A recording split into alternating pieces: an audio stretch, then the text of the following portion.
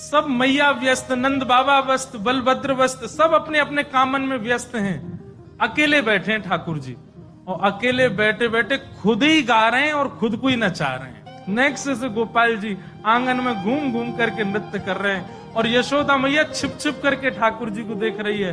दौड़ करके गई, नंद बाबा को बुला करके लाई है, बलराम जी को, और सुमंत करी चुप रहो, कोई हल्ला मत करियो। देख लाला अपने आप ही स्वर निकालने करे थे, उल्टो सीधो कछु भी गा रहे हैं।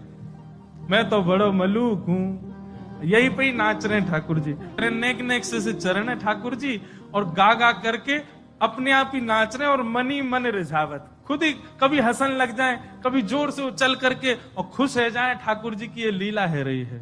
कभी जोर से बाबा, नंद बाबा कह करके बुलावे, और नंद बाबा के हाँ लाला, सो जैसे नंद बाबा दिख जाए उनको देख के फिर नाचन लग जाए, अपना नृत्य दिखा रहे हैं। नेक्स्ट से गोपाल जी, छोटे से गोपाल जी हाथ में मक्खन ले ले में नेक नेक को चाटे, और चाटते चाटते इतनी सुध नहीं है ठाकुर जी की मेरो हाथ टेढ़ हो है मक्खन गिर जाएगा, इतनी सुध नहीं है। नेक्स्ट से गोपाल जी, छोटे बालक को पता ना रे सामग्री गिर रही है, तो ऐसे हाथ कर ले, चाटन लगे, ऐसे ही रहने सो मक्खन गिर के उनके तन पे लग जाए। और कभी ठाकुर जी नाचते नाचते नाचते नाचते जैसे ही खंबान में लगे भय दर्पण के आगे पहुंच जाएं, तो एक बार आगे निकल के फिर वापस आवे, और फिर अपने रूप को देख करके कभी बंदरन जैसे मुंह बनावे, कभी जोर जोर से चिल्लावे, कभी दूर से दौड़ के आवे, और अपने प्रतिबिंब से ही कछु बात करवे लग जावे। ऐसी ठाकुर जी की लीला चल रही है।